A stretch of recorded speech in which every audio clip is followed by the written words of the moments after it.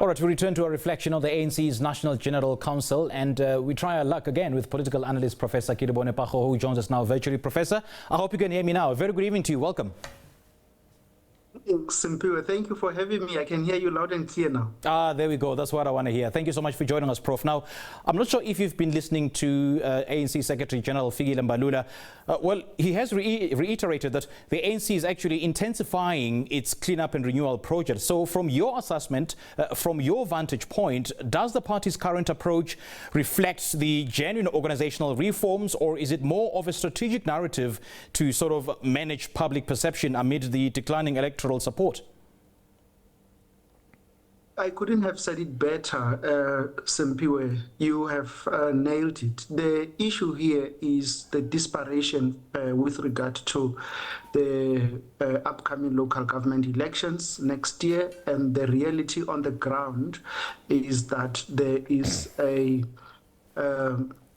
challenge that many of the voters are not responding appropriately to the ANC's messaging, especially the middle class in towns and cities. And I think they are very much alive to that. So it is indeed the strategy. And also they are very alive to the fact that they do not have sufficient time to address whatever organizational problems they are experiencing. They should have done this long time ago. So for now, it's just trying to kind of buying time and messaging South Africans as if there's something important they are addressing. But I'm not sure if we should be convinced by that at this point in time.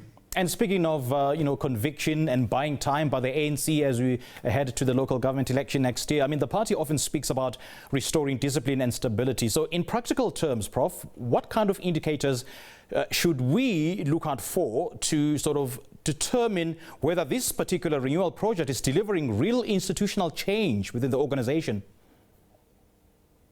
So the notion institutional change there, Simpiwe, is quite important, because what we need to understand is that ANC is so far, although it's a 40% majority party, but it is the one that is largely in control of state resources and government in particular.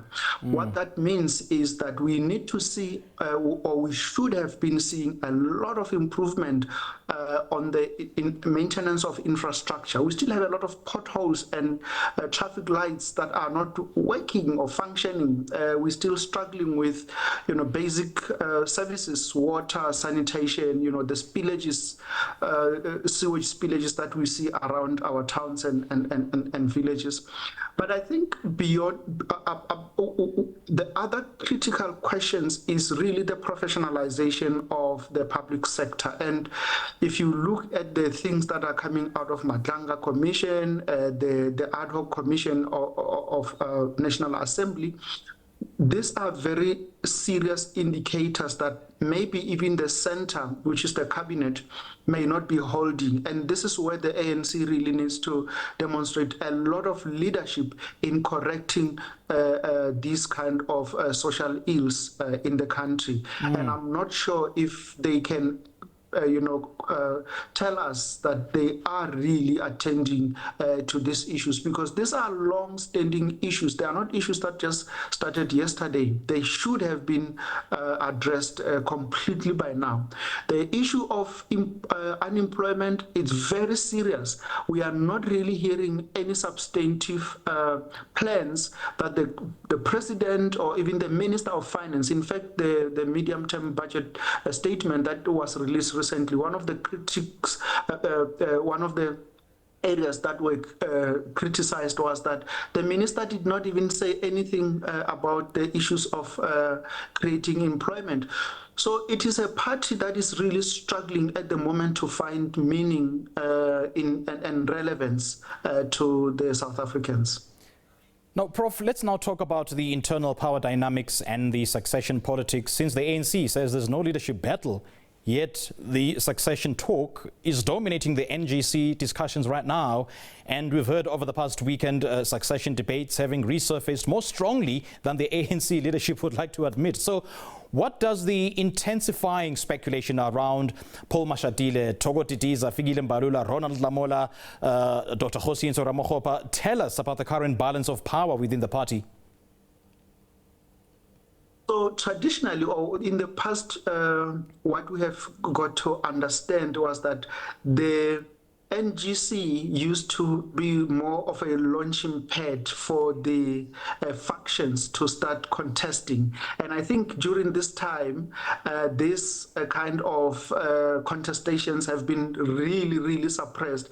And I think this is why we are not really seeing quite a lot coming out in terms of the succession planning in the ANC. And this is even much more important because in the next few months or so, President Cyril Ramaphosa is going to become a lame duck. In other words, there will be an ANC president and he will be the president of South Africa. And I think it is during that time that these issues will start to show whether he will finish his term or whoever would have won the day at that point in time would then find a way of recalling him. I also don't see how they will be able to manage recalling him as easy as it used to be before, because they are no longer an outright majority in parliament. So they will need to work with other smaller parties if they would want to dislodge or recall the president. So it's going to be very interesting to observe the political developments within ANC going forward. And more especially because at this particular moment, we don't know how the outcome of the GNU arrangement will shape the internal succession race, particularly for candidates like Ramokgopa and Lamola, whose ministerial responsibilities place them at the center of policy delivery. But great chatting to you, Prof. Thank you so much for joining us. Yes, thank you. Well, many thanks to Professor Kedibone Phago for sharing his insights and analysis this evening. And as the ANC's National General Council continues in Boksburg, the party's leadership insists its renewal project is gaining momentum, as we've heard from Fikile Mbalula, from rooting out corruption to restoring discipline and stability across its structures. And Mbalula has again emphasized that the government of national unity remains a tactical arrangement, one that is working for now, but will continue to be assessed as it evolves.